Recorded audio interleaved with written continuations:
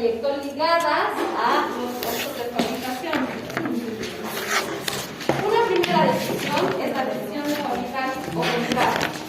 ¿Cuándo creen ustedes que es más conveniente fabricar una pieza que comprarla? ¿Cómo podríamos evaluar ese tema de si es mejor fabricar una pieza que necesito, por decir, fabrico zapatos y habitualmente compro las suelas? ¿Cuándo será mejor decir, bueno, hasta aquí hemos comprado, a partir de ahora lo vamos a fabricar y hacer lo que se llama una integración vertical, ¿no es cierto? En lugar de comprar, ahora decido fabricar yo mismo para mi empresa. ¿En qué situaciones será mejor fabricar que comprar? ¿Creen ustedes? Cuando sea más, el costo sea más bajo, ¿no? Si yo lo produzco. Exacto, ¿no? Cuando el proveedor en algún momento puede cobrarme más y llega un punto en el que el hecho de fabricar implique un menor costo, ¿no es cierto? Y tendremos que hacer una evaluación, ya vamos a hablar un poquito de eso, cómo hacer esa evaluación. Lograr una mezcla óptima de productos. ¿Qué será una mezcla óptima de productos? ¿Qué será una mezcla óptima? Justo eso llevé ahora con mis estudiantes de costos. Cuando hablamos de mezcla óptima, estamos hablando de la combinación que tiene que haber entre los diferentes productos o líneas de productos que tiene la empresa que le permitan maximizar su utilidad, ¿sí? Y cada empresa habitualmente conoce cuál es su mezcla, cuál es su combinación más adecuada que le permita maximizar su utilidad. Y la última decisión, minimizar la inversión en inventarios, ¿no? Muchas veces las empresas tienen sobreproducción y no logran reducir la cantidad que tienen almacenada. ¿En qué sentido el hecho de minimizar inventarios podría afectar, creen ustedes, en el tema de costos? ¿Qué tiene que ver el tema de los inventarios con los costos? ¿Será que tiene alguna relación?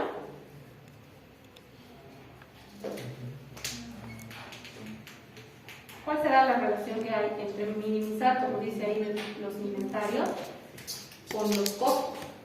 ¿Tiene algo que ver? Posiblemente cuando haya un pedido grande no tengamos la cantidad suficiente para producir. Ya, pero ¿qué tendría que ver con los costos? Pues posiblemente en ese momento el costo de la materia prima esté más alta y no sé, puede afectar en el costo de Ya puede ser que si nos piden en determinado momento, el hecho de hacer las compras puede implicar un mayor costo, digamos. Puede ser.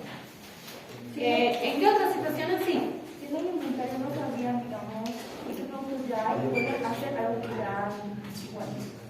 Perfecto. Cuando nosotros tenemos productos terminados, y hablando específicamente de productos terminados y de stock de productos terminados, acuérdense que estamos hablando en temas de producción, ¿no? Tener un stock de productos terminados y no venderlos y almacenarlos implica que pueda producir de más. Y el hecho de producir de más, ¿cómo se relacionaría con los costos? Hay dos elementos que básicamente se tienen que considerar a la hora de hablar de inventario de productos terminados. Un primer aspecto es el hecho de que así guarde, no sé, por ejemplo, vendo detergente y guardo un paquete de 1 kilo en algún rincón.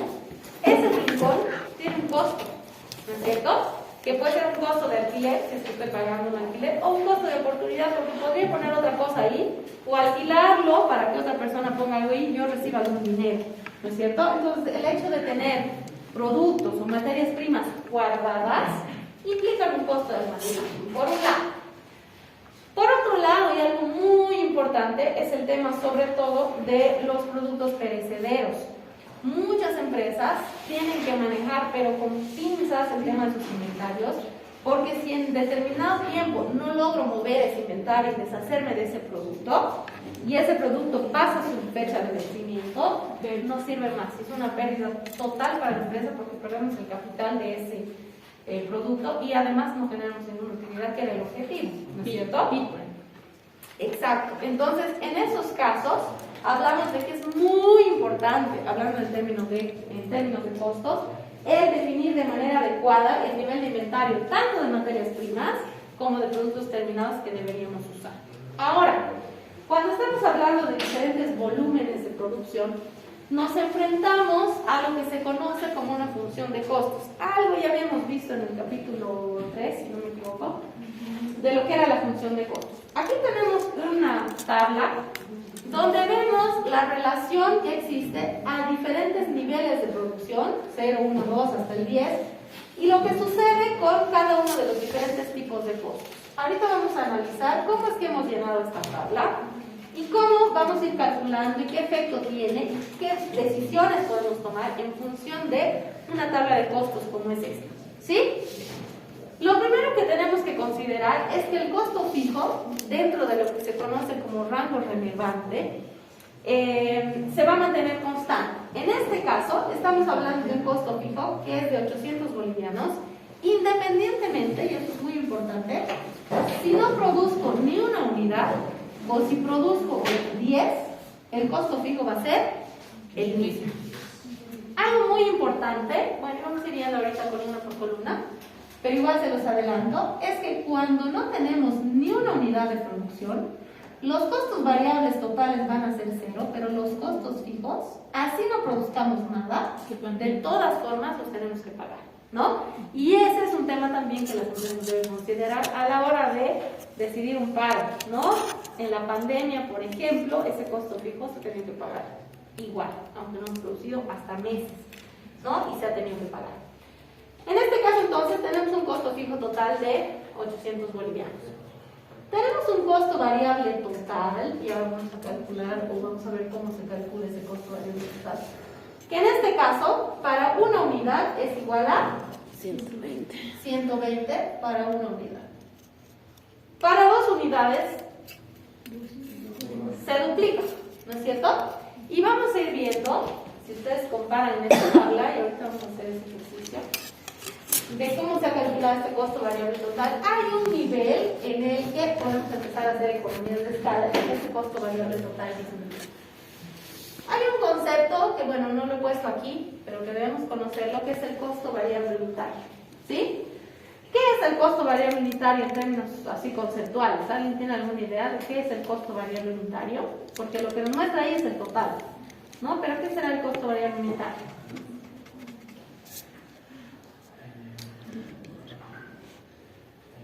¿Alguien tiene una idea de qué podrá ser el costo variable unitario? La división. ¿Cómo? La división del costo variable total entre las cantidades. Ya, perfecto, sí, es un concepto válido, costo variable total entre la cantidad, ¿no es cierto? Y en términos, bueno, eso hasta en términos de fórmula, vamos a entenderlo así. En términos conceptuales, podríamos decir que el costo variable unitario es la inversión, o el costo, como el nombre lo dice, que se hace en lograr un producto, un servicio, de manera unitaria y que implica todos los costos, sean de producción, de ventas, de lo que sea, que ese un producto va a representar para la empresa. ¿Sí? En este caso, entonces, para la unidad 1, mi costo variable unitario, simplemente haciendo uso de la fórmula, va a ser la división de este costo variable total entre la cantidad. Costo variable total es 120, entre la cantidad que es 1, tengo un costo variable unitario de 120. Para 2 unidades, el costo variable unitario, fíjense que es el mismo, lo voy a dividir entre 2, y el costo variable unitario va a seguir siendo 120. Si ustedes hacen el ejercicio, hasta el 4, nos va a salir lo mismo, ¿sí? ¿Qué sucede en el caso de la unidad número 5? El costo variable unitario va a ser igual a la unidad número 5, que tiene un costo variable total de 550, que si lo divido entre las 5 unidades de producción, voy a tener un costo variable unitario de, ¿qué me dice?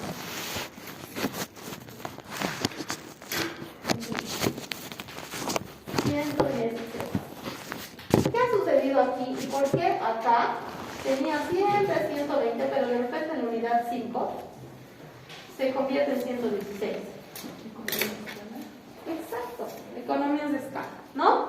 Obviamente este 1, 2, 3, 4, 5, que acá están cantidades, no sabemos si son toneladas de producción, no sabemos si son millones de producción, ¿no? Y obviamente a un cierto nivel este costo variable unitario, que aquí lo tienen expresado como costo variable medio. Fíjense que va a tener un progreso y hasta la unidad 4 es igual, pero a partir de las 5 tenemos una disminución hasta las 6 y a partir de las 7, la 8, la 9 y la 10 empezamos nuevamente a tener un incremento. Vamos a ver por qué sucede eso.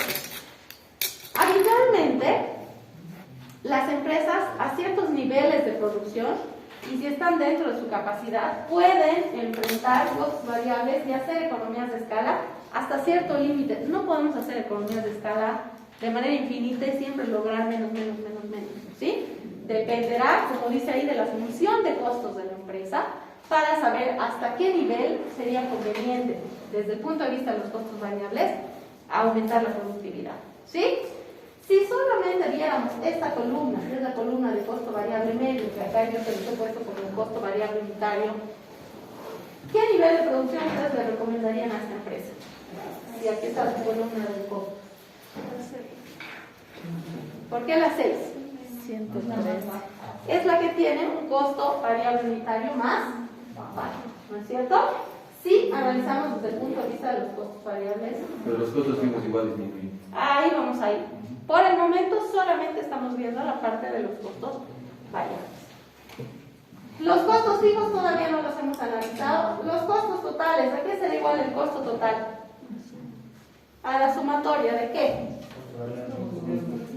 Perfecto, del costo variable total más el costo fijo. Por lo tanto, y por si acaso, esta columna simplemente es la sumatoria de estos dos, 800, 800 más 120, 220 y así imprimo toda la columna. ¿Sí? Venimos a la columna del costo fijo medio. Y esta columna también se la puede conocer como el costo fijo unitario.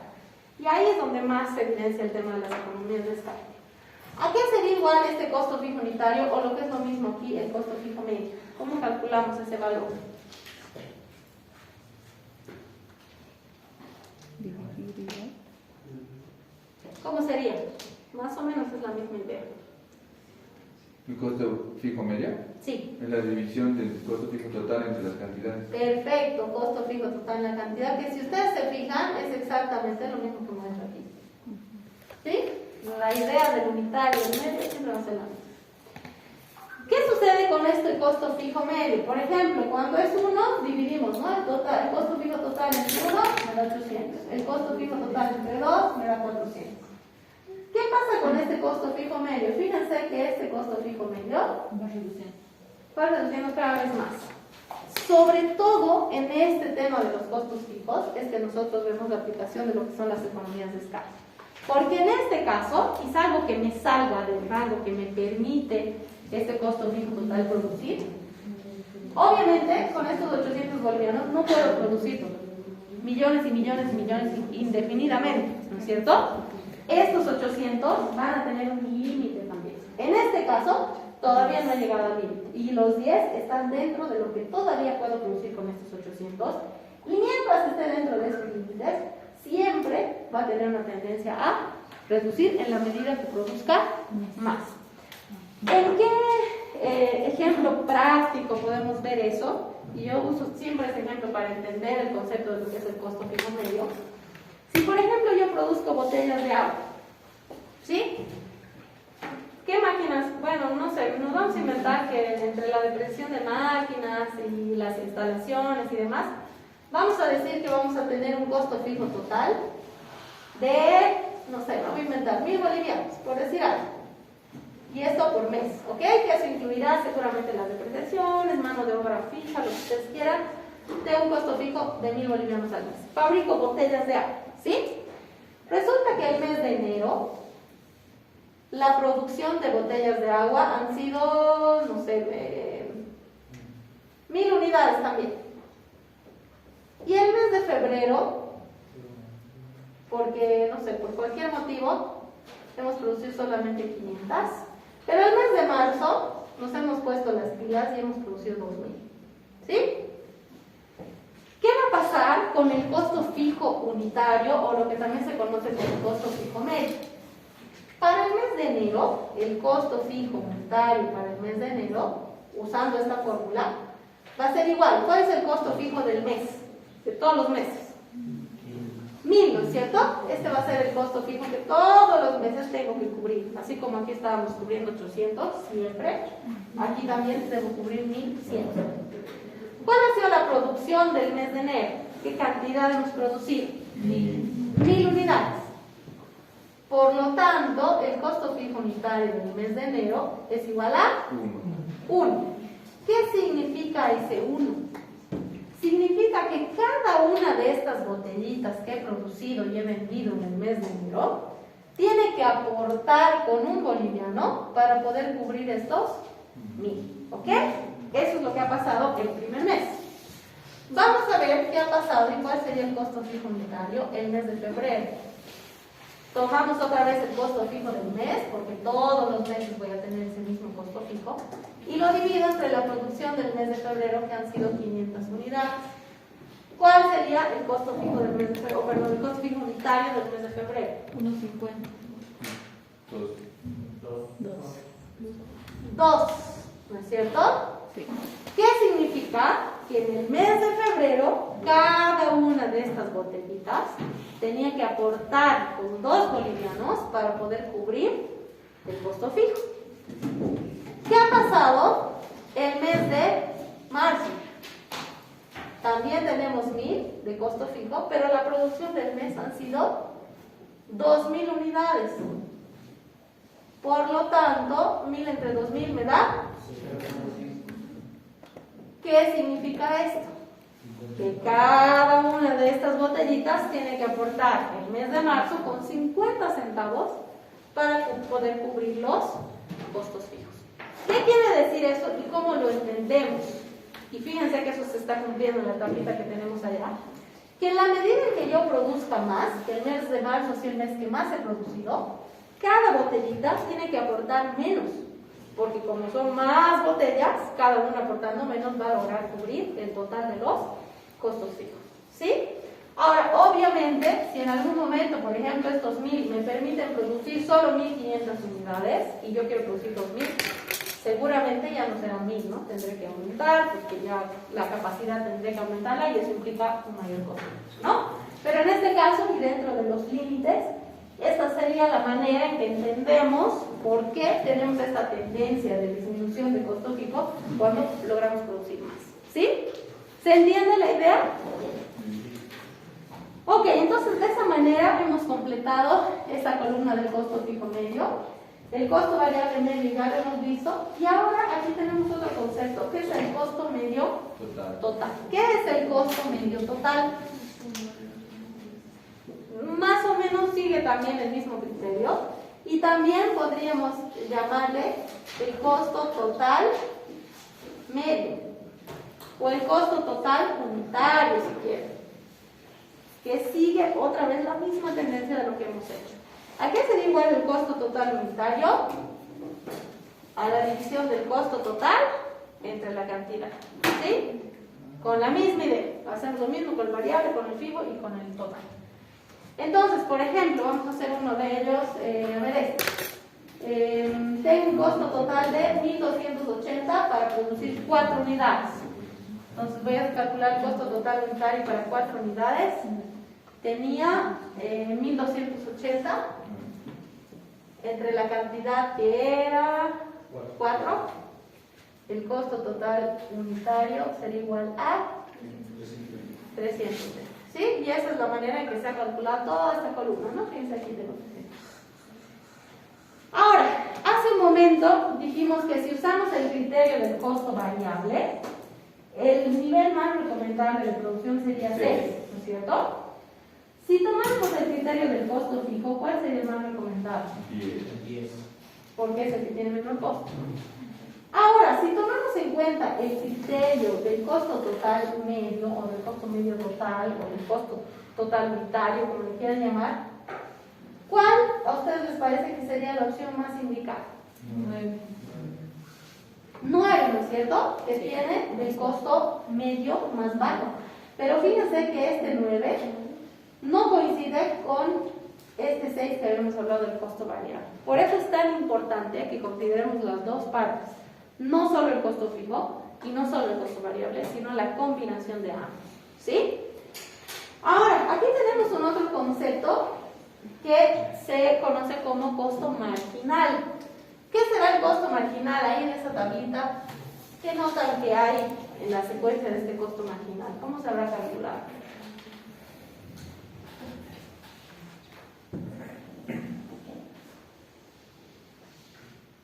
¿Alguien tiene alguna idea de cómo se calculó? La diferencia entre el costo variable total en uno, digamos, menos el siguiente. Exactamente. Este costo marginal, y bueno, siempre que escuchen el término marginal, estamos hablando de diferencias, ¿no? Este costo marginal es la diferencia que hay entre un nivel y otro dentro de lo que es el costo total, ¿sí?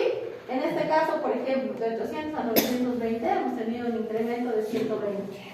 De 920 a 1040 hemos tenido un incremento también de 120. Y así sucesivamente hemos ido calculando cuál es el incremento en costo total que representan los diferentes volúmenes de producción, ¿sí? En este caso entonces, y en este ejercicio particularmente, si ustedes se fijan, tenemos un incremento de 120, 120, 120 y aquí tenemos una aparente reducción, ¿no es cierto? Después tenemos nuevamente un incremento que llega hasta 220. Si nosotros evaluamos desde el criterio del punto del costo marginal, ¿cuál creen ustedes que sería otra vez el nivel más recomendado?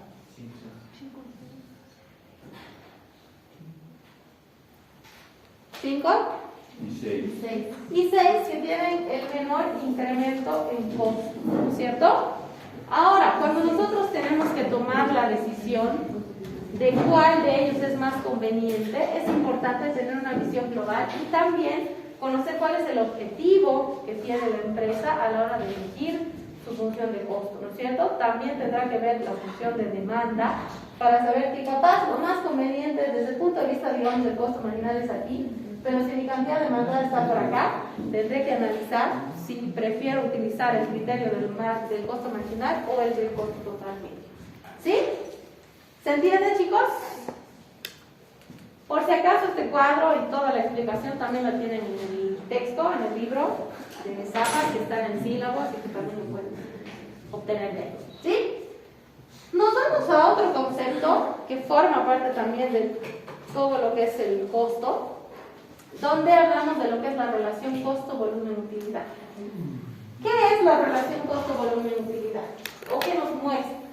Nos muestra, dice, las relaciones básicas entre los costos e ingresos a diferentes niveles de producción y ventas y asumiendo valores constantes de ingresos, que vendría a ser el precio de venta, y de costos, tanto variables como fijos, dentro de rangos razonables, dice ahí, también se conocen como rangos relevantes de operación. ¿Sí? El punto de equilibrio, que esto lo habíamos visto en un ejercicio por ahí, muy de pasada, lo calculamos de esta manera, ya sabemos que es una situación en la que no se gana y no se pierde, pero logramos cubrir costos y se calcula a través de esta fórmula, ¿no? El apalancamiento operativo es otro elemento, otro concepto que se utiliza dentro de lo que es la relación costo-utilidad, que es, y junto con mis estudiantes de costos, veo esta unidad y tardamos, no sé, como 3 semanas en ver solo esto, ¿no? Pero así, de manera muy general, digamos, los conceptos más básicos y claves que vemos en esta relación de costo-utilidad es el punto de equilibrio, y lo que es el apalancamiento, ahí dice operacional, o electricidad de ganancias, también se conoce como apalancamiento financiero, y se refiere a cuál va a ser el cambio porcentual que vamos a tener en las utilidades ante cambios en el volumen de producción y venta. ¿Sí? Se lo calcula a través de esta fórmula que la tenemos aquí, donde, bueno, AO significa apalancamiento operativo, cantidad, precio, costo variable, costo fijo, ¿no? Entonces simplemente multiplicamos la cantidad por el precio menos el costo variable, y este concepto se conoce como margen de contribución. Lo mismo hacemos aquí, pero además restamos el costo fijo, ¿sí? Y eso nos va a mostrar cuál es el apalancamiento. Ahorita vamos a ver un ejercicio para entender mejor cómo se aplica este texto, ¿sí? Aquí tenemos un ejemplo práctico de esta relación, o de lo que es la relación costo-volumen-utilidad. Dice, un nuevo proyecto será lanzado al mercado con un precio unitario de 100 bolivianos. Los costos fijos dentro del ramo de análisis son 30.000 y el costo variable unitario es de 40. Se nos pide, en un primer inciso, determinar la cantidad de equilibrio, que es algo muy sencillo que ya lo habíamos hecho, como les decía. Bueno, creo que ya lo borré, no experimenté. Mejor voy a hacer allá para no borrar el resto. El inciso A entonces nos pide determinar la cantidad de equilibrio. ¿Cómo era la fórmula del punto de equilibrio? Costo fijo sobre el unitario menos costo variable. Exacto, precio de evento unitario menos costo variable unitario. Esta es la misma fórmula que tienen ahí en las diapositivas. ¿Sí? En este caso entonces, lo único que tendríamos que hacer es reemplazar los datos. Y voy a tener que la cantidad de equilibrio va a ser igual. ¿Cuál es el costo fijo de esta empresa? 30.000, ¿no? Nos dice ahí el enunciado. ¿Cuál es el precio de venta unitario de esta empresa? 100. ¿Y cuál es el costo variable unitario? 40. Por lo tanto, la cantidad de equilibrio será igual a 30.000 entre 60. La cantidad de equilibrio entonces será igual a 500 unidades de producción. ¿Qué significa esto y cómo interpretamos estas 500 unidades? Significa que si esta empresa, con esas condiciones, es decir, con un costo fijo de 30.000, un precio de venta de 100 y un costo variable de 40, si esta empresa en esas condiciones logra producir y vender 500 unidades, cubrirá todos sus costos variables, todos sus costos fijos, pero no generará nada de utilidad. ¿Sí? Eso es lo que nos dice esta cantidad de 500 cuando identificamos el precio de equilibrio. Nos vamos al inciso B. Dice, si la empresa está planeando generar una utilidad antes de impuestos de 15.000, ¿qué cantidad debería vender? ¿Qué hacemos? ¿Cómo podríamos calcular esto?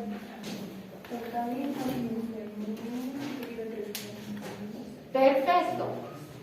Y aquí, bueno, vamos a usar una fórmula, se podría decir, que no se las he puesto ahí, pero que nos va a permitir calcular, además del punto de equilibrio, cuál debería ser la cantidad que nos garantice una cierta utilidad antes de impuestos. ¿Sí?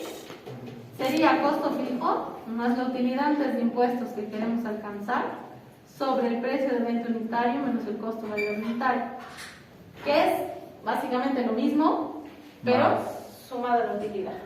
¿Sí?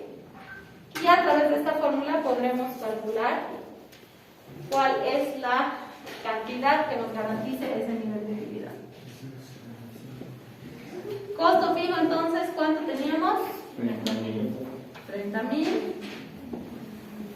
más ¿qué utilidad de impuestos queremos alcanzar? 15.000.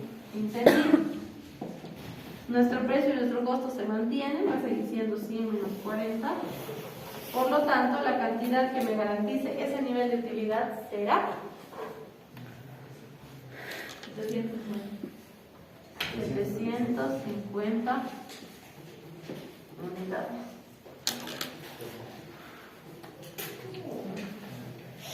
¿Qué significan estos 750? ¿Cómo puedo interpretarlo? Significa que si la empresa logra producir y vender 750 unidades, va a cubrir costos fijos, va a cubrir costos variables y además va a generar una utilidad antes de impuestos de 15.000 bolivianos. ¿Sí? ¿Para qué nos sirve esto? Bueno, no lo vamos a aplicar ya a nuestros proyectos, pero ¿para qué les sirve en la vida? A través de esto nosotros podemos determinar, por ejemplo, objetivos de ventas. A través de esto nosotros podemos saber si es que la demanda que nos ha salido en nuestro estudio de mercado nos va a garantizar mínimamente cubrir costos, porque si calculo mi punto de equilibrio en 500 y habiendo hecho mi estudio de mercado me ha salido que máximo voy a vender 300, ya de entrada me puedo dar cuenta que el producto no es viable porque ni siquiera voy a alcanzar a cubrir costos, ¿no? Entonces, o reduzco costos o veo cómo incrementar la demanda, porque ya el proyecto de entrada no tendría sentido si es que mi punto de equilibrio, por ejemplo, está por debajo de lo que se espera que se demande. Lo mismo que me permite calcular utilidades esperadas por los inversionistas y saber qué cantidad, por ejemplo, si los inversionistas esperan 15.000 bolivianos anuales, por decir algo, y para eso tendría que vender 750, y mi estudio de mercado me ha salido que voy a vender máximo 500, también ya me puedo dar cuenta que no voy a satisfacer las expectativas de los inversionistas.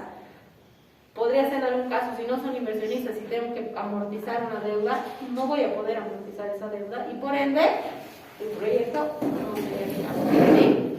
Por eso es importante también esta parte que lastimosamente no la vamos a poder aplicar por falta de tiempo, pero que sí me interesa que la sepan al margen de que hagan o no en el proyecto, que ustedes la conozcan y sepan cuál es la importancia que tiene este modelo de la relación costo-volumen-utilidad. Y como les digo, es todo un tema, ¿no? O sea, puede ver muchísimo de esto, pero por lo menos la parte más básica que ustedes lo pueden conocer y pueden entender.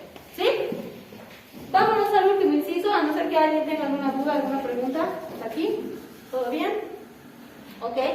Nos vamos entonces al último inciso, que nos dice que la empresa está analizando vender 600 unidades y 700. Está viendo cuál de las dos. Y desea saber cuál de los volúmenes de ventas genera un mayor apalancamiento operativo. Y ahí venía la fórmula que les había mostrado, que era la fórmula de AO. Cantidad multiplicado por Costo fijo. vamos a poner la fórmula para que nadie se confunda. Nos perdamos la fórmula. Era del margen de contribución. ¿No? Sí.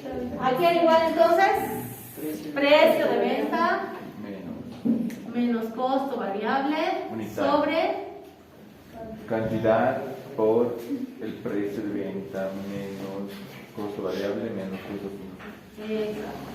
¿Sí? Esa es la formulita del apalancamiento operativo. Aplicando esta fórmula, fíjense que nos dice cuál va a ser el apalancamiento, o quiere saber cuál va a generar mayor apalancamiento, si hacer 600 o hacer 700 unidades. Vamos a ver qué sucede. Si decidimos fabricar 600 unidades, vamos a completarlo en la fórmula, apalancamiento operativo para 600 unidades. Vamos a tener 600 por, ¿cuál es el precio de venta? 100. 100 menos el costo variable unitario, 40. cantidad, otra vez 600, menos precio de venta, menos costo variable unitario y menos, ¿cuánto era el costo fijo? 30. Y obviamente lo multiplican por 100 para que nos salgan términos porcentuales, ¿sí? ¿Cuánto nos da eso, por favor? Bueno, lo vamos a hacer así. 100 menos 40 por 600. Va a salir negativo. 36.000. Ok. 100 menos 40 menos 30.000 por 600. Aquí va a salir un montón, ¿no? Negativo. Súper negativo. Ya. ¿Cuánto nos da aquí abajo? Va a salir un número grande y negativo, ¿no? El costo variable está muy alto. No, costo fijo, costo fijo. Porque la fórmula está muy. Sí, eso estoy pensando. Sí, la fórmula, ya decía yo que ese paréntesis no iba ahí. Ok, la fórmula está mal, chicos, y está mal en el texto porque lo he copiado de ahí. No usen zapato. Hay un problema con eso. La fórmula correcta es esta, ¿no? El paréntesis cerrado aquí sí es menos, pero hay que cerrar el paréntesis antes. Ok, ahora sí. ¿Cuánto sería entonces? 600 por 100 menos 40 y menos 30. Igual va a salir negativo, creo, ¿no? Menos 4. No, ahora sí va a salir positivo. Positivo. ¿Positivo sale? Sí, 6.000 positivo. Ah, ya sé. No, todo total. Menos los 30.000, no creo. El resultado total sale menos 4. Ya, entonces aquí sí debe estar negativo. 600 menos, a ver, haremos todo. 10 menos 40 sería 60. Por 600,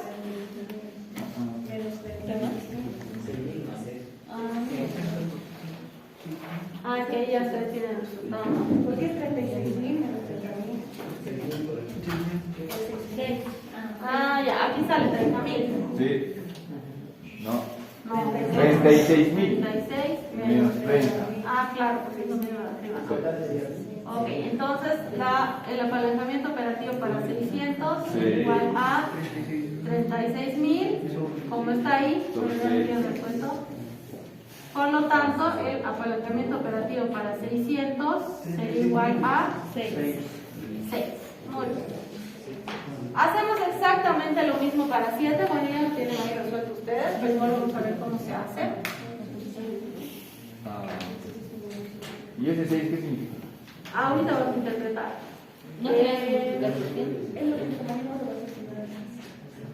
Sí, ahorita vamos a entrar ahí. Para 700 unidades usaríamos la misma fórmula, pero ahora utilizaríamos 700 en lugar de 600. Los datos van a ser exactamente los mismos. 100 menos 40 menos 4.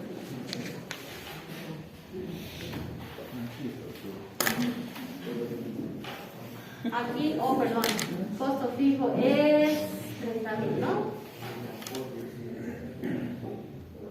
Bueno, aquí ya lo tenemos calculadito, sería 42.000 entre 12 directamente. Y aquí tendríamos un apalancamiento operativo para 700 de 3,5. Ok. ¿Qué significan este 3,5 y ese 6? Significan que si nosotros hacemos un cambio porcentual, como decía el concepto, del volumen de producción, vamos a tener mayor o menor. Este es un indicador, fíjense que no están bolivianos, no son unidades físicas, es un indicador. Los indicadores habitualmente pueden no tener una unidad de medida, simplemente nos sirven para hacer comparaciones y eso es lo importante de los indicadores. En este caso, comparo y me doy cuenta que el apalancamiento operativo, es decir, como la empresa está utilizando sus costos fijos, es más conveniente cuando producimos 600 unidades que cuando producimos 700, ¿no? ¿Por qué sucede eso? Por la estructura de costos que tiene esta empresa, ¿no? Y el apalancamiento operativo precisamente nos muestra en qué situación estoy utilizando mejor los recursos de la empresa, ¿sí? Básicamente, ese sería el tema del apalancamiento operativo y lo que veríamos dentro de lo que es la relación costo-volumen utilidad, ¿sí? No sé si alguien tiene alguna pregunta, alguna duda. Como les dije, estoy yendo así, pero a 1000, porque ojalá que alcancemos a ver, por lo menos así por encimita, como estamos viendo, todos los temas, ¿sí?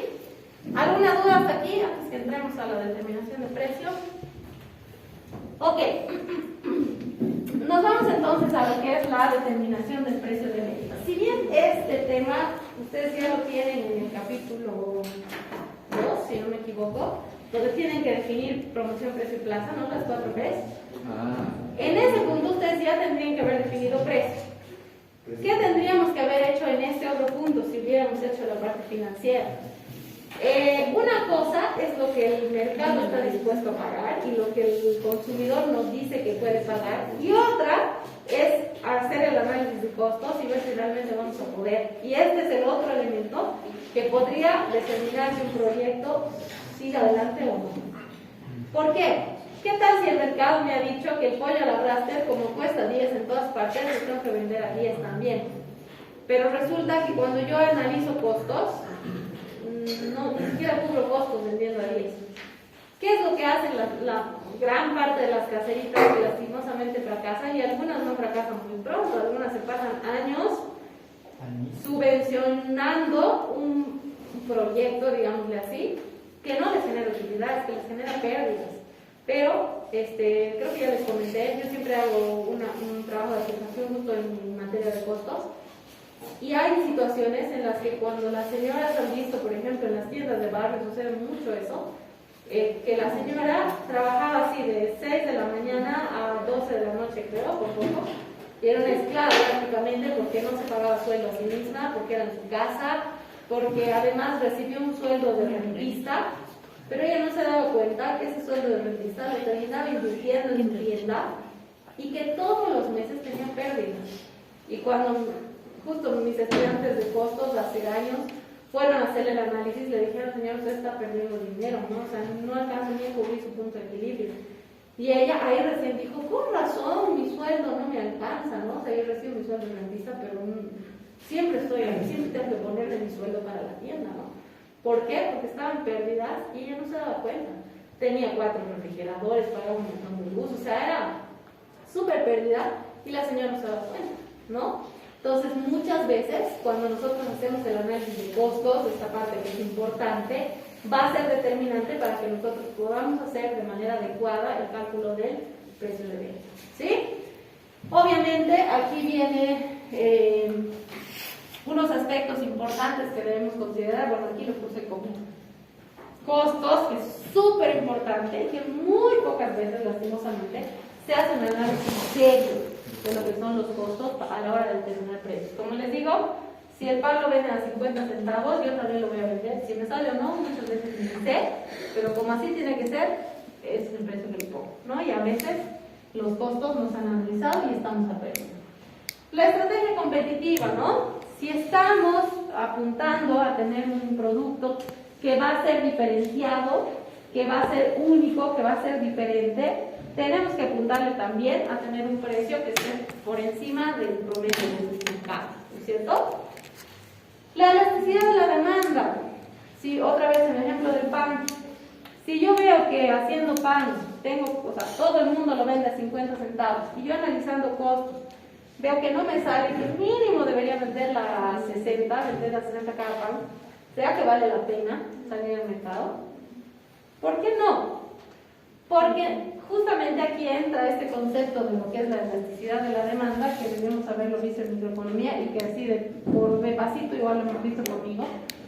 En el tema de la elasticidad de la demanda, chicos, muchas veces hay mercados donde hay tanta competencia, que se conocen como mercados perfectos, en los que el mercado define ya el precio de venta y yo no tengo opción, como uno más del montón de empresas que hay, de modificar ese precio de venta, siempre que esté vendiendo el mismo producto, ¿no? En el caso del pan, hablamos de que el pan es un producto, ¿será un producto elástico o inelástico? ¿Ustedes creen la demanda del pan será elástica o inelástica?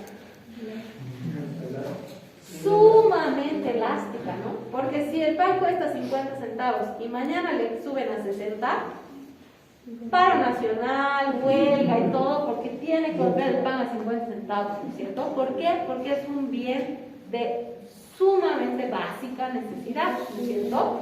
Entonces, si nuestro proyecto, si nuestro producto está entrando a un mercado muy sensible, como por ejemplo es el caso del pan, obviamente tengo que ver cómo reduzco mis costos para entrar a ese precio que ya está definido por el mercado. O la otra opción es poder definir unas características únicas que yo le pueda poner a ese producto, de manera que pueda cobrar más. No sé, haré por ejemplo pan para diabéticos, le pondré algún ingrediente adicional, le pondré chía, granos de no sé qué, o sea, tendré que ver de hacerlo diferente para que ahora sí tenga un valor extra y que se pueda percibir. Porque hay pollos a la brasa que no cuestan 10 pesos y que cuestan muchísimo más y la gente se los compra igual. O menos, sí, también, ¿no? Y ya vi cuando fui a Puerto Rico. Sí, en la San Simón, ¿no? Exacto, San Simón es el paraíso de lo barato, ¿no? Ahí uno encuentra lo que menos se imagine, ¿no? Yo sí me acuerdo cuando yo estuve en la San Simón, ¿no? Y ahí habían peruanos, yo les decía a mi esposo ahora, ¿no? Ay, mira, ya no hay los pollitos que había. Cuando yo entré a la universidad literal, costaba $3.50, voy a lograr hacer con capas. $3.50, obvio, hace años, ¿no? Pero era sumamente barato. Había silpancho a $3.50, relleno a 2 pesos, era 100, ¿no? Hoy sigue siendo mucho más barato ciertas cosas, pero uno puede preguntarse cómo le hacen, ¿no? O sea, ¿cómo logran tener un pollo que todo el mundo vende a 10, venderlo a 8, ¿no? Pero también nos podemos ir al otro extremo, que un Burger King, que al final es pollo a la brasa de Burger King, digo, ay, se me fue el nombre, Kino, cuesta el más barato, no sé cuánto, 26, y está llenito. ¿Cómo es que logran decir, nos dan encima menos papa y sin arroz que la caserita 10 a 8 pesos? Nos da, ¿no es cierto? ¿Cómo hacen eso? Cuestión de justamente ver el tema de la elasticidad de la demanda, porque yo les aseguro que el pollo, el que en la San Simón se vende a 8, y a la vuelta también hay otro que se vende a 10, el que vende a 8 tiene muchísima más demanda que el que vende a 10, ¿no? Entonces, si en un mercado, como es el mercado tan sensible de los estudiantes de la San Simón, que por un boliviano es capaz de irse a otro lado, tengo que evaluar si vale la pena subir o bajar el precio dependiendo de mi mercado, ¿no es cierto? Y bueno, justamente ahí también hablamos del tema de los precios de la competencia, ¿no? Si la competencia tiene precios muy altos o muy bajos, tendremos que ver, y bueno, aquí también juega mucho el tema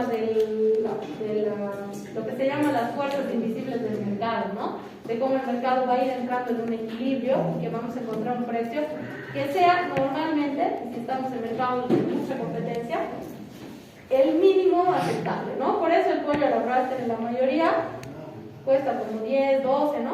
Sí.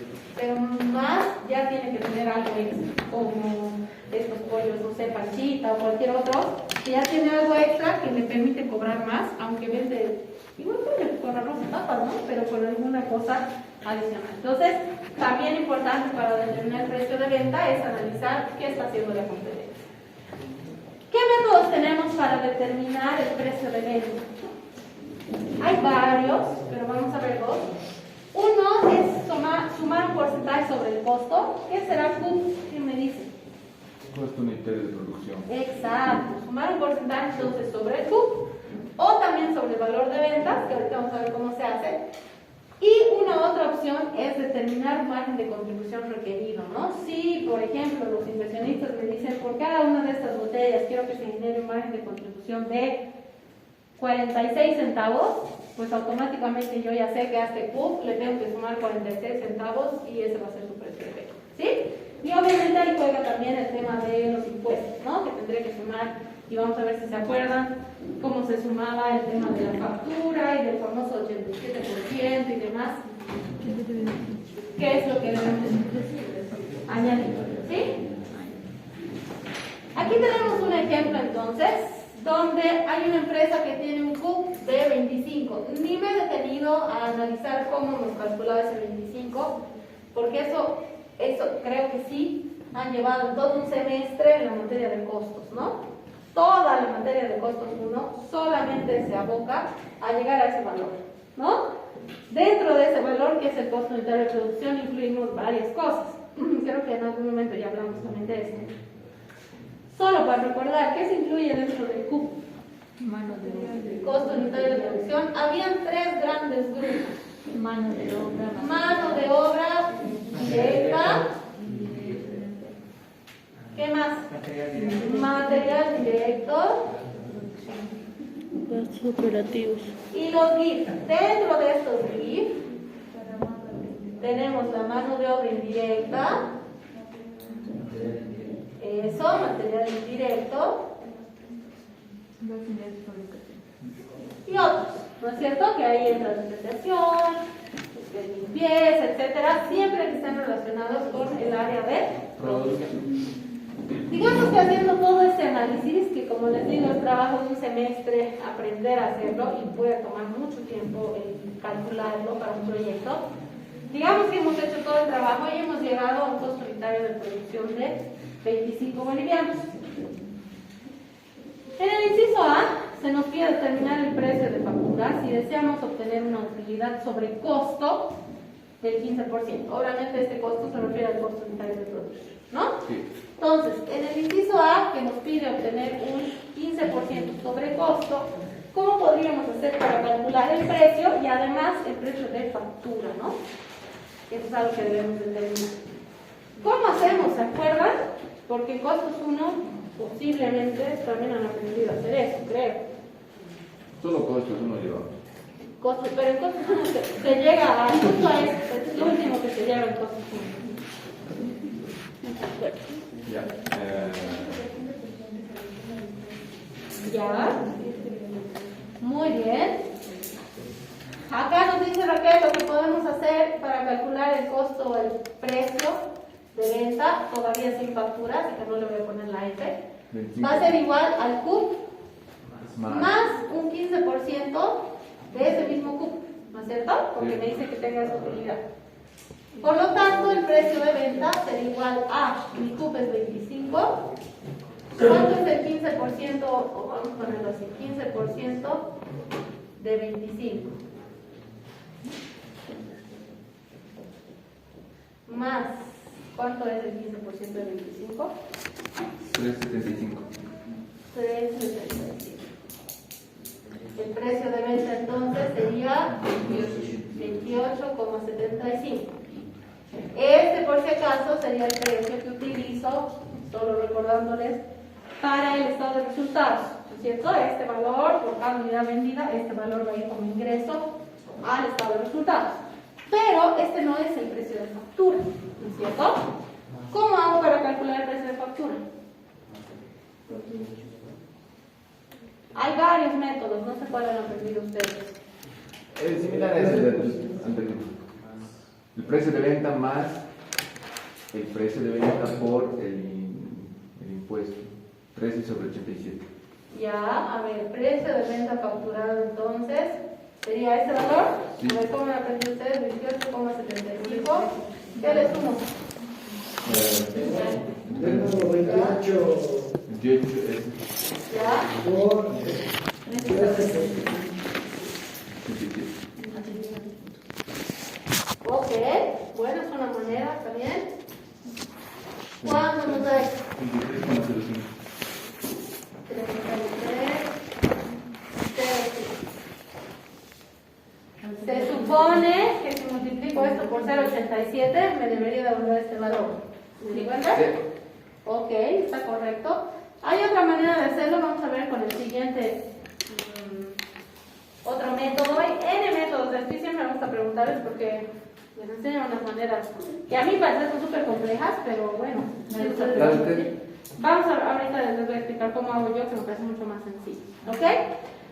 Muy bien, entonces el precio facturado sería de 33,05 bolivianos y se supone que esto me garantizaría lograr un 15% sobre costo de utilidad. ¿Sí? No nos da el tiempo, sería interesante hacer la prueba, pero ustedes, si alguien es curioso y quiere hacer la prueba, verifiquen por favor si, por ejemplo, vendo 100 unidades, si la utilidad va a ser realmente el 15% sobre el valor, sobre el costo, ¿no? Pero no nos da tiempo para hacer. Vamos a irnos al inciso B, que nos dice, determina el precio de factura si desea obtener una utilidad sobre ventas del 15%. En este caso, ya no va a ser un valor sobre el costo, va a ser un valor sobre el valor de ventas. Entonces, ¿cómo puedo calcular este precio? ¿Qué tendría que hacer? ¿Cómo podrían hacer? Multiplicar el precio de venta por las cantidades. No tenemos cantidades, ¿no?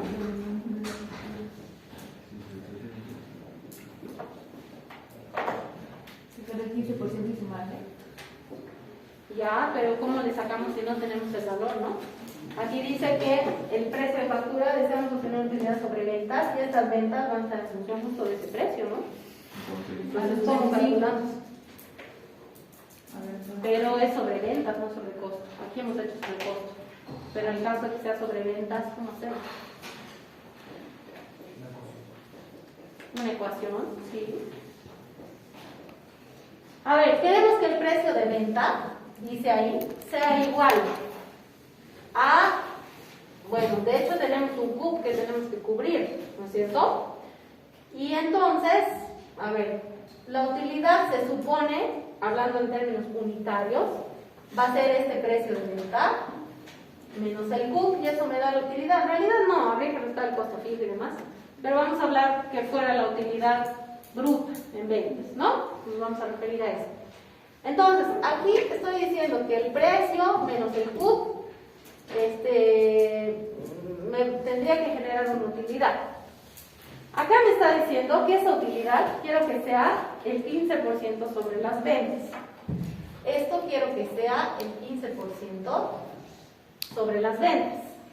Y las ventas, en términos generales, sería precio por cantidad, ¿no es cierto? Sí. En términos unitarios, que es lo que estamos usando aquí, podríamos decir que es el precio de venta nuevamente, ¿sí? Es decir, que por cada, digamos, si este precio de venta fuera 100, mi utilidad haciendo esta resta tendría que darme 15. Eso es más o menos lo que me está diciendo, ¿no? Que la utilidad sea el 15% de este precio de venta. ¿Estará bien así?